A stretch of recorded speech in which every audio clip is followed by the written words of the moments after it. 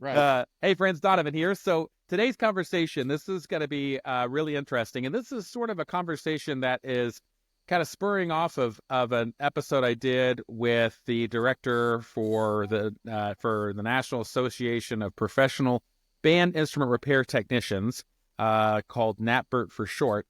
And after that interview and that episode aired, my guest today reached out and said, "Hey, there's some other things to this that might be of interest to you as well," and that's kind of spurned our conversation today.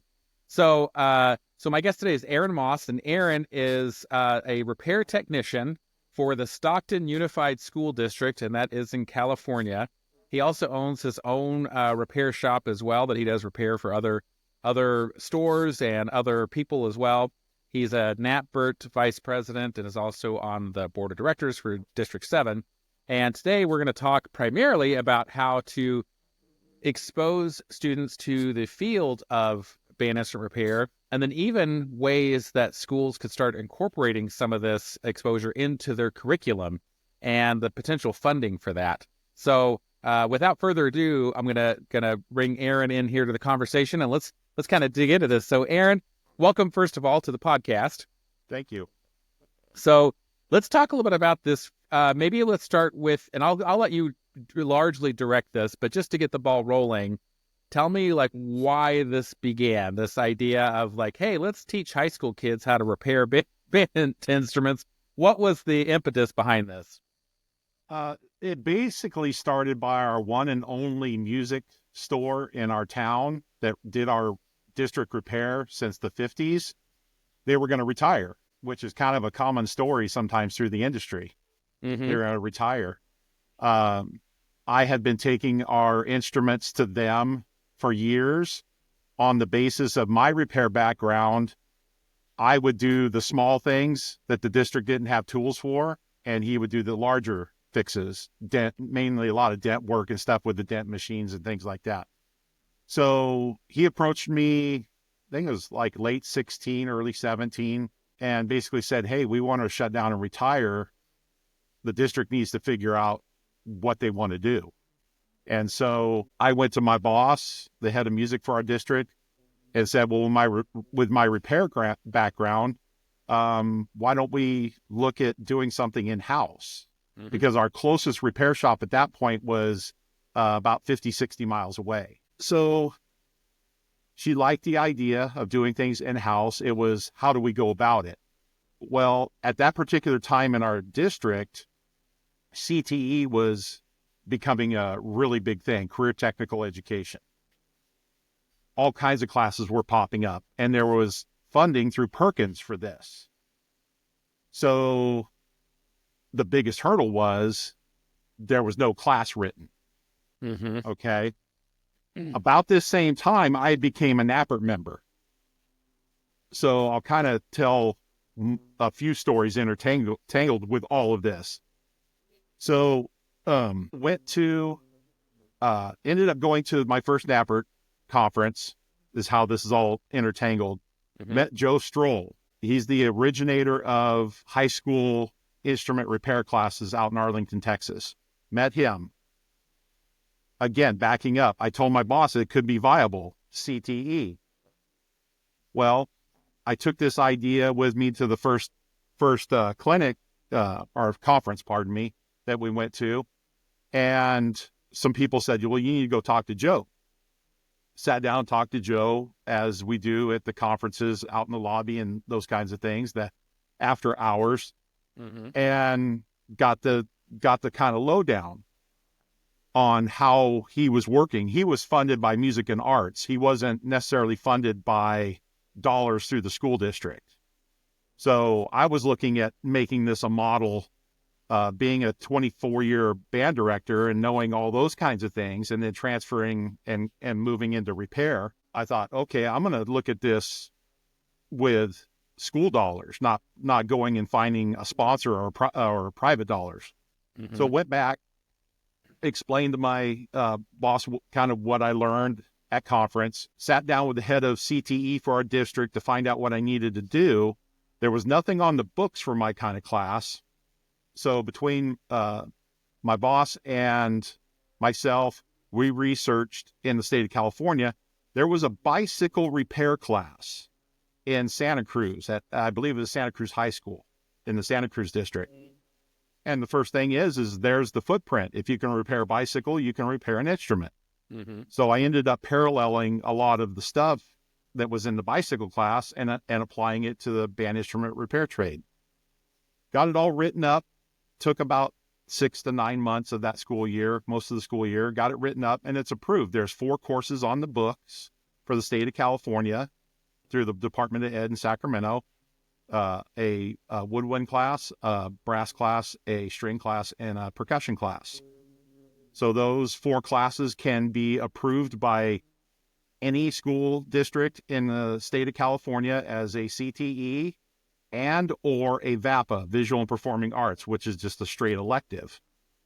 So it just depends. It gives, the way I wrote it, it gives school districts the option on how they want to go about starting band instrument repair in their school district. So that's kind of the nuts and bolts. Is it was by our folks retiring was the necessary push. And then it was, okay, what are our options? With my district having 55 schools in it, trucking band instruments 50 miles away on the regularity that we need them was not really viable in our case. An in-house option was the case. Well, and it's worth mentioning too that the school music service offerings in California are often quite a bit different than maybe other parts of the country. So, for example, and I'm based in Missouri and Kansas, and in the Midwest in particular, it's very, very common to have school road service where you have an ed rep that comes out every week, sometimes a couple times a week or sometimes every 2 weeks, depending on your needs and whatever. And all that's handled that way. But in California, that's not as common, probably for a variety of reasons. Least of which may be, or maybe not least of which might be the fact that something could be 5 miles away, but that could mean that it's an hour and a half. Right. And so having an ed rep that's on the road, being on the road in California is a difficult thing, and many parts of California are a difficult thing to do. But it's also just kind of a different model in California. There's not as much of the school service as much as there is. You'll have just a local retailer that, that you would go into or send students into. As in my territory, like in Kansas, for example, we service the entire state of Kansas and even southern Nebraska with a small kind of service center that's located in the eastern side of the state. And we travel to all of our schools. We're hours away from some of our schools. So they would never make it to us. We just go out there. But that's not a super common model in California. And then you were able to get some funding as well through through Perkins. You want to tell us a little bit about how that worked? So our CTE director, basically, once it was approved, it's a matter of sitting down with the CTE director. I did have to get my CTE credential, and we come back around to that if we want to touch on credentialing, because credentialing's key to getting the money. So sat down with them and seen what my budget was, and my first budget for setting up the shop was $27,000. Just getting things going. Yeah. And we already had a small established shop with my tools and some tools that the district had over my time, because I've been in the district 19 years now. So the beginnings of it was a sprinkling of the school's tools and my tools mainly, right? Until CTE dollars came in. So it was just a matter of sitting down with the CTE director and getting my class as a line item in his budget. Right. Yeah. So let's talk about what that experience was like once you offered those classes to students. What was the level of student interest? Kind of tell me about that experience. Okay. So the way I set it up, I was actually the first in my district to require prerequisites, because we all know that we have to know how to play horns, play instruments, and we have to have not so much, we can teach mechanical skills, but it's mainly the playing. I would go recruit in all of the band band, orchestra, and mariachi classes. We have huge mariachi classes here. We're in California. So I would go out and direct recruit. The teachers on my campus would let me come in. Then I would have to sit down with the counselors and align my needs so that those counselors could funnel the kids in once I would get a list of names. And I was only taking 8 kids per period to keep the ratio in a really safe place because of all the things that we handle in band instrument repair. But I was 1. So I had an 8-to-1 ratio, which kind of was in line with what was going on out in the repair schools at the time. So that's kind of where that all falls. Gotcha. And so did you ever have a hard time getting classes filled? Were students like eager to be in there, or what was the student interest like? Yeah, the student interest was always high. And it was twofold. And totally transparent here. It was twofold. Kids actually interested and wanting to learn that they said didn't know this existed. Mm-hmm.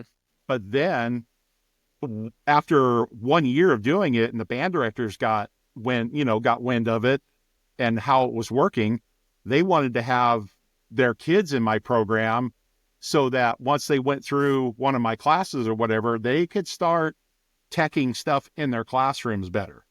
Right. So it was actually putting kids back into the ensemble classes that had the background with me that could start doing the small fixes that stopped coming to me, which was really cool. Right. So then band directors started getting small repair kits and things like that, letting kids be able to do peel and stick pads, things like that, until it got major to where it needed to come to me. But they kept their stuff going on in the band directors like that. But the interest was just, it took about a year for people to start to understand, but it started to blow up to where I was full pretty much every year. Right. And so there was 4 classes. You kind of mentioned that there's a woodwind class, brass class, strings class, and a percussion class. Yes. How long did these classes last? We are on a block schedule, which are 93-minute classes every day. So I was getting the 93 minutes every day. Gotcha. 3 periods a day. So it's a full credited class, but those are like 9-week classes. Is that how that breaks out then? 18 weeks equals a year's time. Right. Our kids can graduate in their junior year if they choose to. Right. Gotcha. Yeah. Gotcha. So the brass class is essentially 9 weeks, 90 minutes every day for 9 weeks. So during that time, like you're getting through. I mean, you can get through quite a bit of material in that time. What kind of and I'm a trumpet player, so maybe I'm a little brass focused. We'll start on that, and then we'll switch over. We'll talk about woodwinds for a minute. But for the brass class, what kind of topics were covered in that? So it would always start with tool identification and everything, just like they do in the first weeks of school, and safety. Towards the end of like year 2, 3, they were also able to do their OSHA certificate at the same time. So that was the other thing. No matter what class they took, they could get their OSHA cert at the same time, digitally. So they would OSHA, safety, tool identification, and then we would go into, so the brass would be obviously tearing them apart, parts identification, and doing ultrasonic and Texas wash. Gotcha. So we would do that. That fell in line with Renton, and I'll kind of pin that there for a minute and come back to Renton, because that stuff was important because I have an articulation with Renton to where the classes would articulate to them for credit. Nice. So we go from Texas wash, then we would go to looking at Can you explain what like Texas wash, because there's probably people that are not repair techs here. So what's a Texas wash? Dawn and lava soap in a slurry.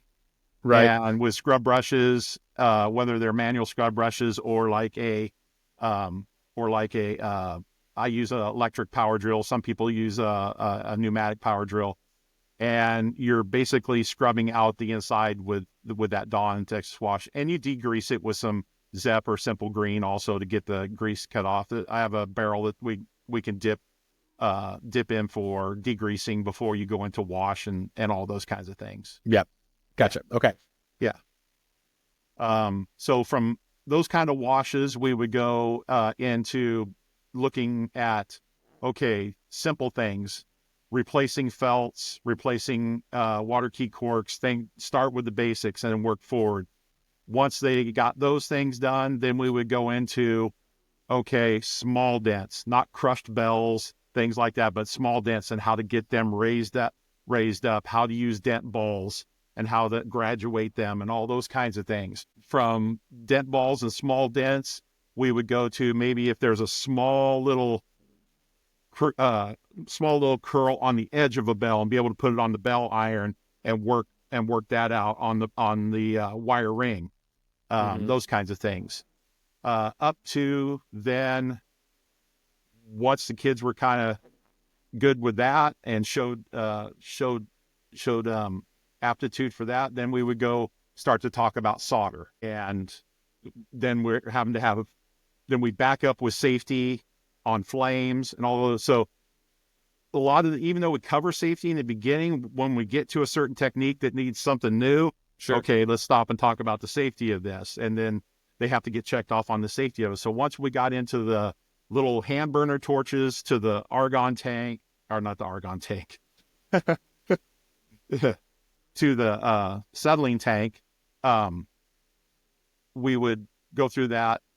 Then we would start working on cadavers. We'd pull the cadavers out and start working on, can you remove this pinky ring off this main tube and clean it and then reattach it. And they would just have a cadaver to do that on. And you're saying cadaver, but these are basically instruments that are not in service use for the district. These are just things for you to teach and experiment with. And if someone ruins it, there's, we haven't messed up a $10,000 bassoon or something, So. Right. Exactly. So yeah, we're always using cadavers from the district. When we run out of cadavers for the district, we've had industry be really great about donating cadavers and those kinds of things. But they practice on the cadavers. The main thing, I guess, to kind of tie this together is I'm not trying to make a complete repair tech ready out of high school. And that's what some folks I've gotten negative feedback on. Well, are you just trying to get kids out? There's two things I'm trying to do with the kids: get them to an apprenticeship to a shop and get them to a school. No way am I trying to, with what I'm doing, get kids out hanging up their own shingle and starting their own repair business right out of high school. Right.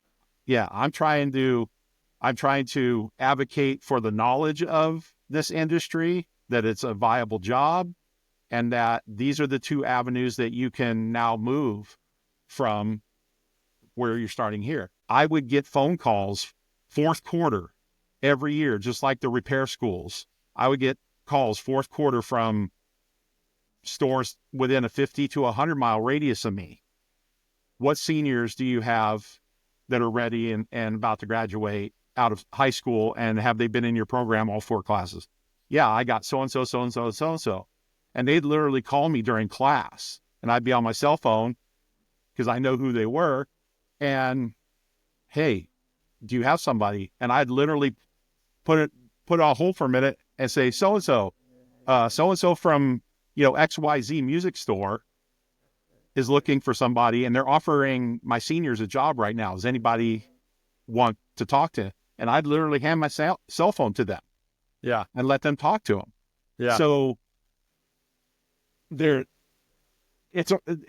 gets me excited. It's a really great thing if it's done in, I guess, the lack of a better way, in the right frame of mind of doing it, of the education route and funneling them to the right direction, and not what people are some looking at, that I'm just shoving kids out there to to just repair stuff willy-nilly. It's not. I'm really being systematic about it.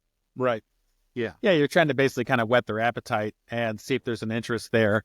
And I'm sure I would guess there's some kids that would take a class. Maybe if you have a kid who plays, like me, who plays trumpet, he takes the brass class, and that might be all he takes. He may not, because he could choose something else. So he may pick another thing, and that's it. And there's others that would do just just two or three classes, and others do the whole thing. So that's the kid gets to pick how much effort they really want to put into it and how much those classes because they want to take. They do get their elective credit for this. So some of them I call them the one and doneers. Mm-hmm. They come in, they get their elective credit. They're curious about it, but I also get the one and doneers that come in, like you said, play trumpet, play flute, play clarinet, take the woodwind or the brass class, just so they know how to better take care of their own instrument that their parent bought for them. Right. So a lot of them come in, and that's what's funny is a lot of them come in and say, "Well, I seen this video and you did it." I said, "Oh, you've been attending YouTube University," and so there's some things that I had to undo with some of the kids that came in, but it showed that they were interested in it, and all the great things were there. It was just, okay, let's get you focused. Yeah. No, I could totally see that. So I would think also, in addition to, the things we've discussed to this point, obviously you've got to have, a space to be able to do this in your building. You've got to have an administration that sees the value in it and wants to put this program into place. You've got to secure the funding, whether it's through the Perkins organization or some other funding to equip the repair shop. And depending on how you want to do it, like if any more today, if you want to put ultrasonic tanks in and you want to be able to do clean tubas and everything else, I mean, that cost to probably outfit a shop is probably, I wouldn't be surprised if it's nearly double the price that you mentioned that you'd paid to get the one set up there, because the ultrasonic tank alone can be 10 to 20 grand just for the big one of those, So you have to have that, but I think also you have to have someone who can teach it, right? Right. You got to have someone with a repair background where they can actually teach this stuff. What other things are we missing for that to be able to pull this together? The shop I'm in is it's the closed down auto shop. It's a 3-bay auto shop that used to be at this high school I'm at, Chavez High School. So they gave me that 3-bay shop, and they took the lifts all out of it to where it's an open floor plan. And so what was it? There was the auto shop teacher's office. That's now my wet room with the ultrasonic. I got a 90-gallon ultrasonic in there. I have a buffing room, which it was a closet that I've turned into a buffing room. So I've done those and built a paint booth inside to be able to do the lacquering, because it's one big open air shop. So I ended up building a lacquer booth that on pallets to where I can move it around wherever I wanted. Yeah, it's a little 7x7 little cool thing I came up with to be able to move around. And I got lathes. I got a little grizzly lathe like they have at the Napper Training Center. And I have drill presses. I have all those kinds of things. And I think I sent you some pictures on a slide deck of, if you wanted to share them at some point. Yeah, I can. Within this would be, or the link, all good. And to kind of go back to the budget, the $27,000 was the initial buy-in. It was the district liked the idea, but they wanted to see if it was really going to be a proof of concept. So they didn't give me a ton of money to start it, enough to get it going. To date, I'm sitting at, I believe, right around $100,000 to $110,000 all in on what's in the shop as far as tooling and Gotcha. all that kind of stuff. Gotcha. And that seems more realistic. Right. And that's not counting at least $10,000 to $15,000 in donation from industry on tools and supplies and things like that through great Napper connections and things. Yeah. Yeah. But I think if someone, was in an area where they thought this would be a fun and a worthwhile thing to pursue, and if they had the qualifications to do it, I think, it could be a great way to get kids some hands-on activities to do, and could expose them to something new and a potential career that can be very rewarding and is definitely in demand. And the nice thing about with band instrument repair, I don't know about the rest of the world, but I know for sure you could definitely find work all over the country. I think every prominent school music dealer I'm aware of is always looking to hire repair technicians. So I think it's something that's going to be here for quite some time to come. There's a lot of demand. That's what I always told my students is there's a job out there for you. The one big thing is you most likely have to be willing to move somewhere. Yep. That's the big thing. And that was the big hurdle with my parents, with the kids that were ready to go to school or had offers to jobs, was the parents didn't want them to move away from home. Right. So you can train them, you can lead them down the path, but ultimately, if the family's not ready for them to move away, I was kind of stuck there. And I understand it, but it's frustrating because you and you see you have a really talented kid that can go out and do this. So you just tell that kid to go, if you can drive 20 miles away to a music store or whatever, if that's still good with mom and dad. And I talk to all my store owners, and I have really great communication with my store owners. And I think that was something we talked beforehand was store owners and their interpretation of this, and maybe the loss of revenue because of it. But I think it also goes back to what you said. California, we are plentiful in the amount of schools and cities and towns. There's plenty of band instruments to work on and orchestra instruments. So Gotcha. There's plenty of work. It's just, I worry more about telling my store owners, I'll just make sure to keep sending kids to you as much as I can, that you have techs. Yeah. Yep. So let me ask you a couple other questions. So does offering this, especially since it can be an elective, has there been any negative effects to band programs in terms of kids not choosing to do band, but instead choosing to do this? So have you seen any negative effects that way? We did a little bit in the first couple years until everybody kind of understood. And that was where the counselors come in, making sure that if I'm out in the band class, that, okay, I'm not disturbing that band class. I'm just recruiting there. I'm not necessarily telling that band director, I want your kid now, and they're not in band. It's just, okay, when they get to their junior and senior year and can have 2 electives, I'd really like to have them be their second elective. Yeah. Or a lot of them would be TAs. That was the other route to be able to get them into class, was bringing them in as TAs. So I kind of got them in there by hook or crook to make it happen. Yeah. Gotcha. But nothing really super negative. It was just a learning curve of how we could get this to work and how to pull them.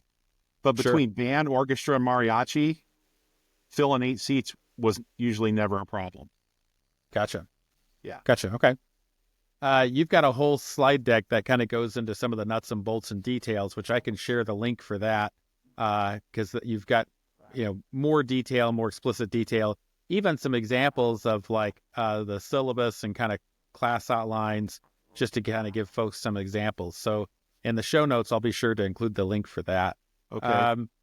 Let me ask you about, we're going to slightly pivot from here to another conversation. So you currently are doing repair for your district. And as you mentioned, you're in a pretty large district. And so that district sends all of their instrument repair to you to do it. You're an employee of the district, and you're doing that full time now, essentially just being the repair person for your school district. I have seen sometimes on some of the various Facebook director pages where I've seen sometimes where directors are beginning, like they're contemplating whether they should start doing some of their own repair. And I think to some degree, there's, to be able to do very simple things and especially emergency type things makes a lot of sense. But I can't help but wonder if it's a good idea for a director to get themselves into also doing their repair. And I guess where I'm coming from for this is twofold. One, I'll just start with my obvious bias that I own music stores that have repair shops. And so, I kind of don't love seeing people take work out of our repair technicians' hands because I'm trying to keep those guys employed and paid and all that kind of stuff. But I also am friends with a bunch of band directors, and my wife's a band director. And in general, those directors are some of the busiest people in the building. Yesterday being Sunday, my wife and I went up for an hour to set up for a veterans assembly that she's doing today. And other music people were also in the building, but we were there first and we were there longest to set everything up. And most directors I know are already doing a lot of work that is often unpaid or underpaid. And I worry that if directors now take on an additional responsibility of like, well, my school doesn't give me the budget to get things fixed, so I'm going to start fixing them myself. I worry that maybe we're sending the wrong message, that music shouldn't be supported and that we're hurting our repair shops, that we're burning out our teachers.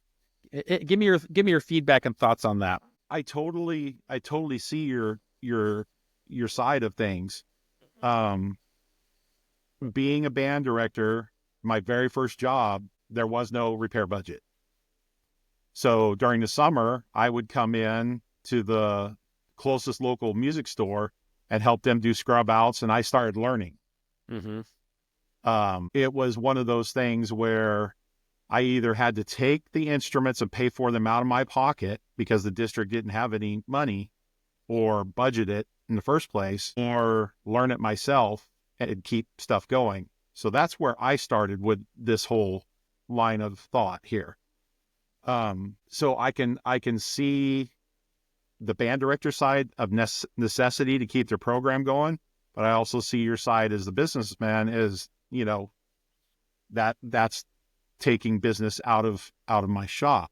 Honestly, I think there's a balance to it. I see a lot of band directors in retirement turning to be repair technicians. Mm-hmm. And I believe some of them are using that avenue of working on stuff while they're still a band director as also looking at later in life. And I'm going to tell you, that's exactly where I was. I've had my own repair shop since 1995. Mm-hmm. And I've been teaching since 1993. So I finally made the full transition with this school district that made me a full-time repairman. It sounds like I'm wishy-washy with this, but I'm not. I'm very open-minded, and I understand both sides of this fence. And that's why I say I feel like there's a balance. I think it depends, and this is what's going to be the most controversial probably thing to come out of my mouth. It depends on the ethics of that band director as to, are they going to work with, maybe they're going to just do the peel and stick pads to get that emergency repair done or whatever, or maybe show it to their section leader until they have time to bring it to a shop. Mm-hmm. I know at least 60% of the band directors I know, that's what they do. It's only emergency. They're not trying to JB weld stuff together, and they're not trying to do, major stuff. I believe it's finding that balance within the person who is doing it, that band director. Are they communicating with that local music store and letting them know, yeah, I'm trying to do these things, whether it's for budget or whatever reason, they got a competition or something coming up. Yeah, let me jump in here. So to be clear, my only concern isn't for my own well-being. It's not just that. It's honestly goes both ways. I worry that when people when I see discussions of people saying, well, my school doesn't give me a budget for repair, so I guess in addition to also being the band director, now I also have to be the repair technician. And I just wondered, with what time are you doing this? But then I also wonder, when does this stop? Where does this stop? And like, are they going to say next, like, well, we don't really have the budget for custodial staff, so you're going to have to also now clean in your own rooms, and well, we don't really have room, we don't have the budget anymore for people to prepare breakfast and lunches, so we're going to ask you all to step in and do that. I just think at some point, teachers or professionals need to be treated that way, and by asking them to take on more and more duties that are outside of that really what they're supposed to be doing is an unfair ask. Now, to be clear, I'm not including the people that may have just an interest in doing it. We have directors we serve that have an interest in repair, and so they want to try to do it. They want it's not so much that they feel like they have no choice, but what I would like to see, if rather than directors just immediately just kind of kowtow and just like, well, the district won't give me an adequate repair budget, so I just have to do it myself. Like, no, let's work together to try to find a way to make that work. Right. Because what I do worry about, not only for music stores but for schools, is if we allow our music programs to be eroded and not funded properly, then we're going to lose the student interest in that. And also at the same time, if we don't actively look out for the best interest of our partner vendors, the vendors who are not just selling us stuff, but the vendors that are really in there, like doing the work. They're calling on you every week. They're handling your repairs. They're helping you with recruitment and retention. They're providing rental programs. They are supporting your clinics and workshops. Like, they're doing all the right things.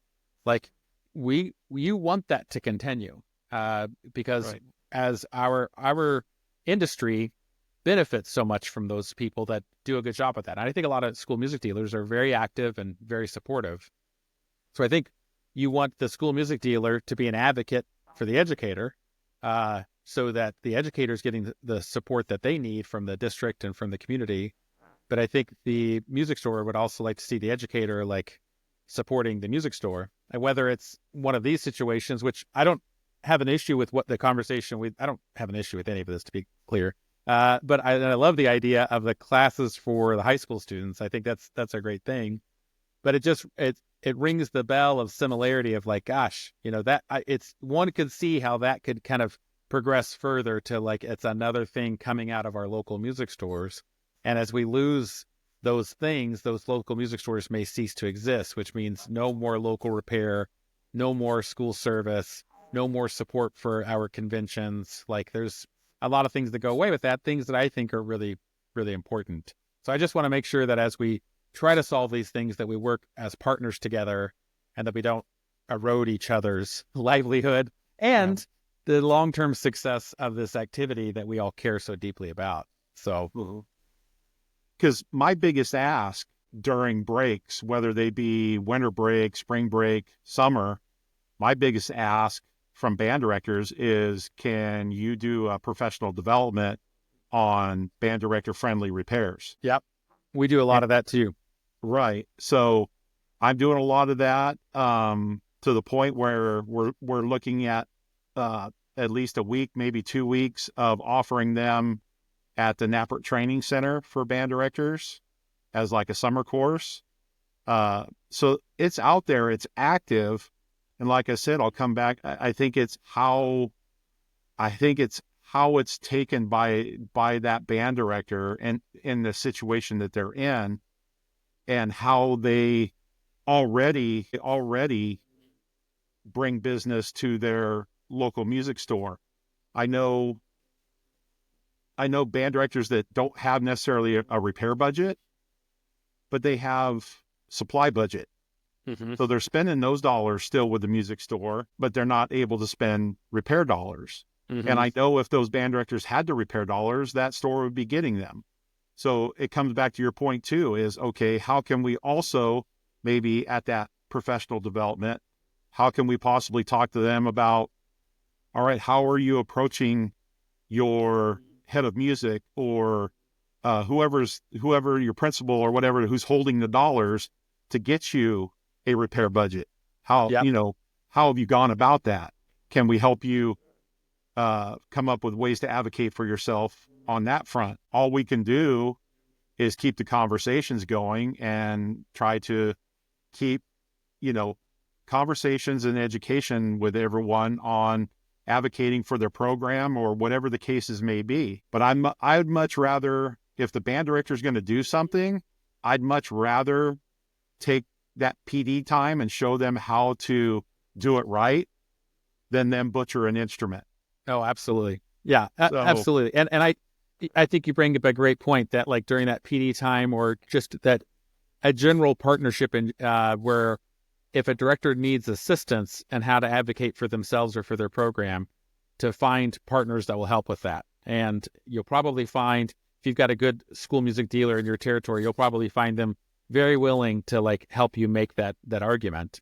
And I just want to make sure that we are continuing all the things that are necessary to have a very healthy instrumental school music program to continue in our communities. What I've seen the last couple of years is, I see there's more competition. So for anyone that's on the education side of this and listening to the education podcast, you may not realize it, but for school music dealers, which are music stores that focus on instrumental music programs in schools, their primary profit centers through the rental program. And then after that, it would probably be the repair department. The thing we make the least amount of money on, believe it or not, are the sales we make to schools. So that would probably blow the minds of many educators who would think like, wow, I mean, you guys just won a large bid, maybe a $50,000 bid. Like, surely you made money on that. No, you probably lost money, honestly. Like it's not a thing that you make any revenue, you make any money on. And so it's important, I think, that we just keep that in mind as we support each other to make sure that we need as many advocates as we can get, whether you're a music educator or you're in the music store world. So I think those things are really important. And like you said, having these discussions to talk through it. Hey, how does a program like this, where we're teaching students repair, how do we make sure that grows and benefits our activity and doesn't diminish or hurt our activity and our local business, which I think you totally can do. You just need to talk through it and make sure that it makes sense.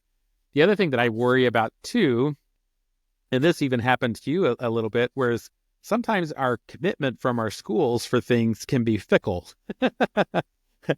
And schools may initially provide support for an activity, but then later change their mind. And so we want to make sure that we don't do something that eliminates and reduces the amount of school music dealers we have to service us. And then a school district changes their mind, decides, we don't want to have in-house repair anymore, or we don't want to do this, or we don't want to do that. And now your program's suffering because the music store has gone out of business and everything else because you've got a new administrator who's changed their mind on what course offerings they want to offer. So that can happen too. So I'm proud. I'm proud of how much I'm pushing this out there. It's growing in great ways. We just have to continue more conversations on how what I've been advocating and pushing through what I have approved, because getting it approved in California was the big deal. Is pushing it out to the other states just shows them that it can get done, and they just apply it to their CTE program in their own state. So I did all the heavy lifting. Everybody else just has to adopt it to what they want for their programs. So it's out there and it's growing, and I think it's great. And like I said, coming back is making sure that we're still having all these conversations, not only with the store owners, but this last summer, I talked with almost all of the repair schools, and I have an articulation with Renton. I talked with Red Wing. They're really wanting to look into how this can connect to them in the same way I connect with Renton, but with schools out in their geographic area. And that's kind of how I'm working on this. Is the school districts I've sent this out to, I tell them, well, geographically, Red Wing's closest to you, reach out to them and see if they want to work an articulation with you. Because the articulation is another great thing, and getting them pipeline straight to the repair school closest to them. Sure. So those discussions are going on. It's it's changing mindsets and getting locked into a new future for all of us to grow and prosper together. Yeah. Well, that's really great. I'll have that link shared in the show notes where people can get more detail. And I believe your contact info is in there as well. Is that correct? Yeah, last slide or two is all my contact info. Good deal. So if people would like to do this or look into at least getting more information, they can read through that and then reach out to you with more information. I would encourage, I would, like I said, I'd love to see more repair techs, more students choose repair as a career option. You can make good money doing it. You can, relocate. It's been in demand my entire career. So I think that's fantastic to do it and to get them started earlier. We do offer apprenticeships through our store. But man, if we had someone that had come through already some type of program, whether it's advanced repair school outside of high school or something in their high school, that would make it even more desirable and attractive for us. And I think would even get those students with a better, quicker start once they enter the workforce. So I think that would be fantastic. So I'll get all that shared as well. One of my really big things is if we can get them into a repair school with a good start in high school, think of how much further a Renton or a Red Wing can push them in their program if they have the nuts and bolts done already. Not meaning that they're not going to have to learn the Renton or Red Wing way of doing things, or if they come to your shop with that same, how your shop techs can apprentice them further and faster in your program. So, well, the nice thing too is by the time they've gone through some or all of your classes, if they then want to go to repair school or come apprentice with a music shop, you've kind of weeded out those people that may not stick with it. They've now put enough time in this to know that this is likely something they're interested in doing, which can make it a much better investment for us or a much better investment for the students if they want to pursue repair school too. Yeah. They have an idea of what they're getting into, and they're less likely to want to quit or drop out, which would be beneficial for everyone. Well, Aaron, thank you so much for today's conversation. I like I said, this was really interesting and really useful, and I really appreciate your time on it. This was fantastic. Thank you. Very much appreciated. And anybody can feel free to reach out to me if they want to talk more or get more information from me.